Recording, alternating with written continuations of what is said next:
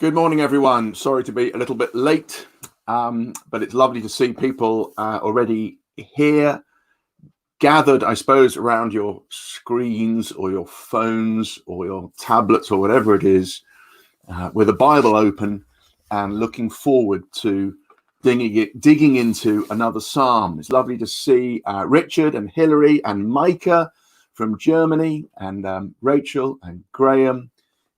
Just saw someone just flashed past, someone from Suffolk, Chloe and Louise, people piling on in. And I said last week that this probably would be the last week of doing this. And I think that means that probably needs to be the case, that this will be our last psalm. Who knows? Who knows the future? Only the Lord knows the future. It may be we have to rethink and we're back doing this again in October or something. But for now, I need to stop. I need to pause. And it's a great psalm to end with. We've been asking the Lord to retune our hearts. And here is a psalm that retunes our hearts and gives us a song to sing. And we'll try and sing it together a little bit this morning. It's Psalm 57. For the director of music, to the tune of Do Not Destroy of David, a miktam, when he had fled from Saul into the cave. Have mercy on me, my God. Have mercy on me. For in you I take refuge. I take refuge in the shadow of your wings until the disaster has passed. I cry out to God Most High, to God who vindicates me. He sends from heaven and saves me, rebuking those who hotly pursue me. God sends forth his love and his faithfulness. I'm in the midst of lions. I'm forced to dwell among ravenous beasts, men whose teeth are spears and arrows, whose tongues are sharp swords. Be exalted, O God, above the heavens. Let your glory be over all the earth. They spread a net for my feet. I was bowed down in distress. They dug a pit in my path, but they've fallen into it themselves. My heart, O God, is steadfast. My heart is steadfast. I will sing and make music. Awake, my soul. Awake, harp and lyre. I will awaken the dawn. I will praise you, Lord, among the nations. I will sing of you among the peoples. For great is your love, reaching to the heavens. Your faithfulness reaches to the skies. Be exalted, O God, above the heavens. Let your glory be over all the earth.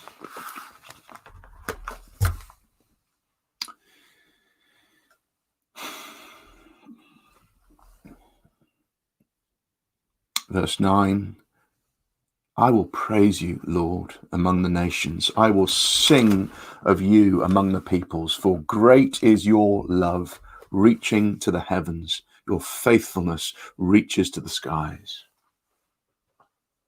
Just clock the situation. Again, clue there in the title. David, he's at this stage been chosen by God to be king, not yet crowned. He's on the run from King Saul and his men who want to kill him. And he is hiding in a cave. Do you see that? Do you notice, though, as it starts, that he's in this cave, this place of refuge, but it's very clear to David that it's not the cave that will keep him safe. It's God. Have mercy on me, my God, have mercy on me, for in you I take refuge. It's not the cave that will keep me safe, it's you. And then there is this very, very beautiful picture. I will take refuge in the shadow of your wings until the disaster has passed. That beautiful picture. Picture of a bird spreading her wings over her young, keeping them safe from predators. He says, I will take refuge under your wings. You will keep me safe from the predators. And you notice that this God who keeps him safe, who covers him with his wings, is the God who is most high. Do you see that? He's in this cave. He's sort of down under, but he sees up high. He sees way beyond it, to God most high, who, do you see verse 3, sends from heaven and saves me. This is the God from beyond heaven who sends forth, verse 4, his love and his faithfulness down from heaven to keep him safe. He's in this cave, down in the dark, but he's aware of being kept safe by the God of heaven who has reached down to him, sent forth his love and faithfulness. In verse 4, he's in the midst of lions. He dwells amongst ravenous beasts. And what does he want?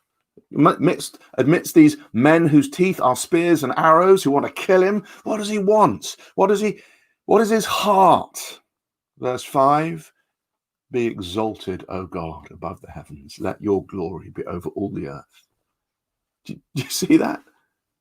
The king says, the God who is most high, the God who is above the heavens. And what the king wants is for God's glory, for God's brilliance to be seen over all the earth. The God of heaven, his brilliance to be seen on earth. I know how brilliant you are. Come down, show the world how brilliant you are. And he's still surrounded by enemies, spreading a net for his feet. He's bowed down in distress. Notice that. But what he wants to do is sing. My heart, O God, verse 7, is steadfast. My heart is steadfast. I will sing. I'll make music. Awake my soul. Awake my harp and lyre. I will awaken the dawn. He wants to sing. And you see, he wants the whole world to hear him praise his God. I will praise you, Lord, among the nations. I will sing of you among the peoples. And you see what he wants to, what's got him singing, what he wants to sing about, the theme of his song. Remember back in verse 3, he spoke of being safe because God sent forth his love and his faithfulness. Now he wants to sing about that love and that faithfulness. He wants the whole world to know about God's love and his faithfulness. Do you see verse 10? For great is your love reaching to the heavens, your faithfulness reaching to the skies. And verse 11, he repeats verse 5. He wants the world to see God's glory, God's brilliance. Do you see the picture? The king is in a cave, surrounded by lions. But he knows God's love and faithfulness. And he knows he's under the shadow of God's wings. Knows he's safe. And what does he want in that moment? What is his heart? His heart is to want to sing of God's love and faithfulness because he wants the whole world to see God's glory. It's a song that our King Jesus leads us in. He was surrounded by lions and he knew his Father's love and faithfulness. And all he wants is for the world to see his Father's love and faithfulness, to the world to see God's brilliance. It's a song we join in with because we have heard the King and we've seen the King, King Jesus. See, we know that verse 3 is true. We know that God most high, God beyond this world, has sent forth his love and faithfulness into this world. Why? Because he sent forth his Son into this world. You look at Jesus, and in him we've seen the love and faithfulness of God. The love and faithfulness that has made us safe. Love that was prepared to lay down its life for us. A faithfulness that kept all his promises to come and save us, kept every promise at great cost. In him we have seen the glory of God. The glory of the God who is beyond the heavens has come down. And do you remember what Paul says? We have seen the glory of God. Where? In the face of Christ. So we look at Jesus and we see God's brilliance. And it retunes our hearts. And it makes us want to sing. It makes us want to praise him for how he has loved us and how he has been faithful to us. We've seen his brilliance. And we want everyone to see it. We want everyone to join with us in praising him. And friends, over these weeks, we've been thinking about how the Psalms retune our hearts. And this is the Christian heart. The heart that sings this song. The song that wants the world to see his brilliance. And friends, notice this song is not a denial of reality. It's not about pretending that everything's lovely and easy and la, la, la, and putting your fingers in your ears and covering your eyes and surrounded by lions. But the point is, even when life is very hard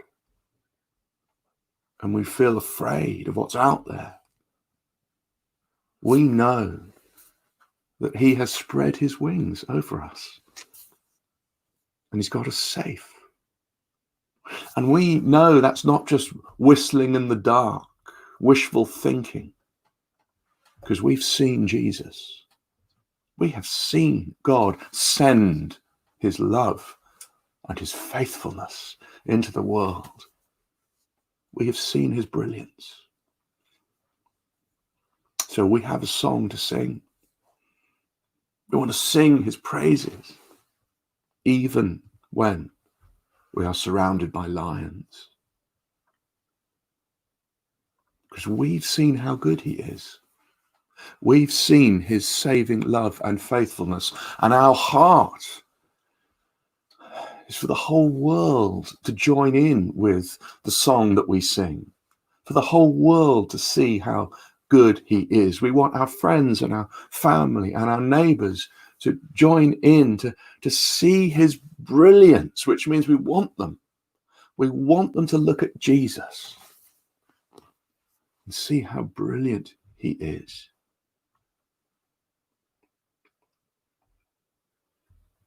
It means you can be surrounded by lions and yet know that you are safe in the shadow of his wings, and you can be singing his praises.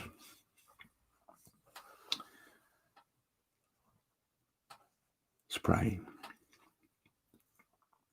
I will praise you, Lord, among the nations. I will sing of you among the peoples. For great is your love, reaching to the heavens. Your faithfulness reaches to the skies. Lord, please retune our hearts.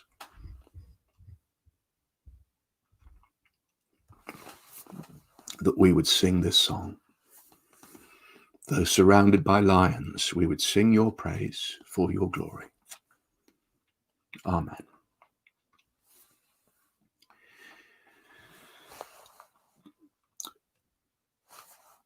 Friends, have a good day. And just thank you so much for being fellow singers. It has been so precious to me to know that you're out there, to the things you sent me, the comments you've made, the encouragements, to see how the Lord has blessed you.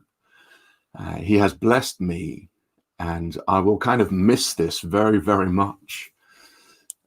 But I think it is right to pause. Sorry.